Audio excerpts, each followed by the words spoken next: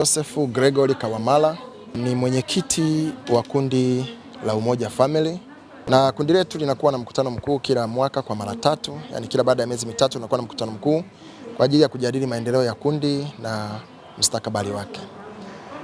Kundi letu linashughulika na mambo ya kijamii. Kundi letu halina kiingilio, halina mfuko wa kuweka fedha, lakini tumekuwa tukifanya mambo yetu kwa wakati unapohusika, na akiba yetu ni sisi wenyewe wanakikundi kwemo ndani ya kundi. Kundi letu mtu akijiunga, kwa mfano kama mimi nilivyojiunga au ni mwenyekiti, manake linahudumia mwanachama mwenyewe, mke au mume wake, watoto, wazazi wa pande zote mbili kwa maana ya wakwe. Hawa watu niwataja, ikitokea mmoja wapo akaumwa ndani ya siku 3, akalazwa hospitalini siku 3, basi kundi linatoa mchango na siku tunaenda kumuona ama hospitalini, kama ametoka tunaenda nyumbani. Lakini pia tunakuwa na michango pia kwa hao niliowataja, mmoja wapo ikitokea Mungu amemtoa kutoka katika maisha haya duniani, basi tunatoa mchango na tunakwenda kufariji ile familia. Kwa kifupi sisi kundi letu ni wafariji. Lakini si hayo tu, bado mwanachama akioa, wakiolewa, au kama kijana wa kumzaa mwenyewe anaoa, anaolewa, basi napo tuna support pale kwenye zile harusi, na tukisha support tunaendelea na maisha ya kawaida. Lakini pia tumekuwa na kitu tunachokifanya tangu tumeanza kundi letu mwaka 2021. Kila mwaka tumekuwa na sadaka ya kwenda kuwaona watoto yatima kwenye vituo husika ambavyo vimesajiliwa na serikali. Tumekuwa tukienda kwenye vituo mara nyingi, tunapeleka sadaka zetu, tunatoa michango, tunakwenda kundi zima, tukifika pale tunapika chakula, tunakula pamoja na wale watoto yatima, tunacheza nao, tunafurahi nao, wanatueleza matatizo yao, wanatueleza mafanikio yao. Matokeo yake tunarudi nyumbani, watoto wanafurahi, wanajiona wana wazazi na wenyewe, na sisi tunarudi nyumbani tumefurahi. Na katika mambo haya tumeziona baraka za Mungu nyingi, kwa sababu hakuna mwanachama aliyepungukiwa kwa kutoa hizi sadaka. Mfuko wetu ni akiba sisi wenyewe, manake mtu akiwa na tatizo ukitoka mchango ni moja kwa moja, tukisha maliza kutoa mchango ule unaenda kwa muhusika, tumemaliza. Kwa hiyo hakuna anayemdai mwingine wala hakuna anayedaiwa. Tumeona vikundi vya mifuko vingi vinakufa kwa sababu kwenye mfuko kila mtu anataka atie mkono. Sisi tukaona hatuwezi kugombana kwa sababu ya pesa. Tunachanga fedha za muhusika zinaenda kwake, tumemaliza. Kwa hiyo hatuna akiba ya kifedha, sisi sio vikoba, sisi sio upatu. Sisi tunasaidiana kwenye shida inapotokea, tunaimaliza pale pale na tunaendelea na maisha mengine. Na kwenye mkutano huu tumepata mafanikio kwa kuboresha hii hatua kwenda kwa watoto yatima.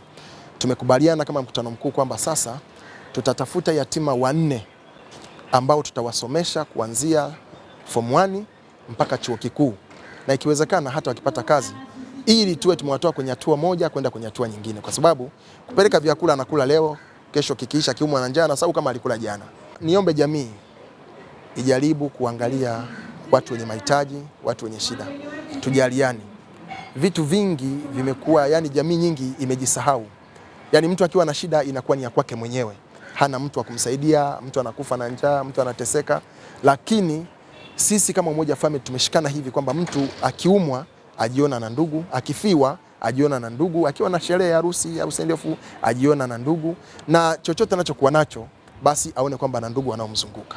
Kwa mfano mgonjwa ameumwa, tukapata taarifa amelazwa na tukajiridhisha kweli amelazwa hospitali stahiki, na amepata matibabu, ameruhusiwa. Sisi tunachokifanya tunatangaza mchango, na mchango wetu ni siku 3. Tunabeba zile fedha kama zilivyo, tunazipeleka kwa muhusika. Kwa hiyo kundi kufa ni vigumu, kwa sababu kundi linakufa kama mmeweka hela afu watu wakazila. Ni wito wangu kwa serikali ni kwamba serikali inatakiwa iwaangalie hawa watu wenye makundi maalum, kwamba itafute namna ya kuwasaidia. Sera za nchi zipo zinazohusu watu wenye mahitaji maalum, lakini utekelezaji kwa kweli umekuwa si katika hali ile ya kiwango ambacho kiko kwenye sera. Kwa hiyo nashauri serikali kwamba wajaribu kuangalia watoto wenye mazingira magumu. Wapo mashuleni za serikali, wapo wengi kwenye vituo, wapo wengi. Serikali itazame sana hili kundi, kwa sababu hili kundi halina mtu anayeliangalia zaidi ya sisi na serikali yenyewe. Naitwa Eva Pius Bamba, ni katibu mkuu wa kikundi hiki cha Umoja Family. Kundi ambacho kina watu wa aina zote, makabila yote, rika zote, ndio kinaunda kikundi chetu cha Umoja Family. Kikundi chetu kinajihusisha na mambo ya kijamii, kwa mfano misiba, ugonjwa, sherehe na kadhalika. Kwa hiyo mambo yote hayo Umoja Family inafanya, ikiwa pamoja na kutembelea na kusaidia watoto yatima kwenye vikundi mbalimbali katika mahitaji yao yote, chakula, vifaa vya shule, kila kitu ambacho mtoto wa kawaida ambaye yuko na wazazi nyumbani kwake anastahili kupata. Ndivyo ambavyo Umoja Family inawahudumia wale watoto walioko kwenye vituo vya watoto yatima. Tumejikita pia kwa watoto yatima kwa sababu ni baraka. Watoto yatima ni watoto kama watoto wetu wa nyumbani, lakini nao wanastahili upendo ule ambao sisi tunawapenda watoto wetu majumbani mwetu. Ni watoto ambao wanastahili elimu ambayo hata watoto wetu majumbani mwetu wanapata elimu hizo. Kwa hiyo tumeamua kuwafanya wawe na tabasamu, wawe na amani, na wao wasijione wanyonge katika ulimwengu huu. Wito wetu kwa jamii ni kuwaomba makundi mengi sana kuhudumia watoto hawa. Inawezekana au ni utamaduni wetu makundi mengi kufanya yale mambo, kuchangia harusi, labda kuchangia misiba, lakini watoto hawa yatima wamesahaulika sana. Wito wangu kwao makundi haya, tujitahidi kuwafikia watoto hawa kwa sababu nao ni watoto kama ambavyo walivyo watoto wetu majumbani, na wao wanastahili upendo, na wao wanastahili elimu bora, na wao wanastahili chakula bora. Ongezeko la watoto mitaani linachangiwa na mambo mengi na hasa kifamilia.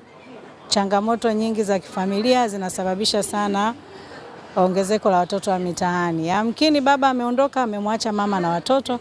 Mama hana kipato, hana kazi, hana biashara, haelewi aanzie wapi, aishie wapi, na anaamua kutelekeza watoto, anaondoka na yeye akatafute maisha huko aliko na anaacha watoto. Kwa mtoto naye kikaa akiona hana chochote cha kufanya, na yeye anaacha shule. Watoto wetu, hata walimu mashuleni, kuwapenda watoto hawa na kuwasikiliza, kama ana changamoto kuwasaidia. Mpaka sasa tuko 167. Upatikanaji wa watu hawa kama nilivyosema awali, hauchagui rangi, hauchagui dini, hauchagui kabila. Lakini tuna ule utaratibu ambao mwenzetu akipata changamoto, yamkini alifiwa, kwa tunapoenda kumpa pole tunaenda kama kundi.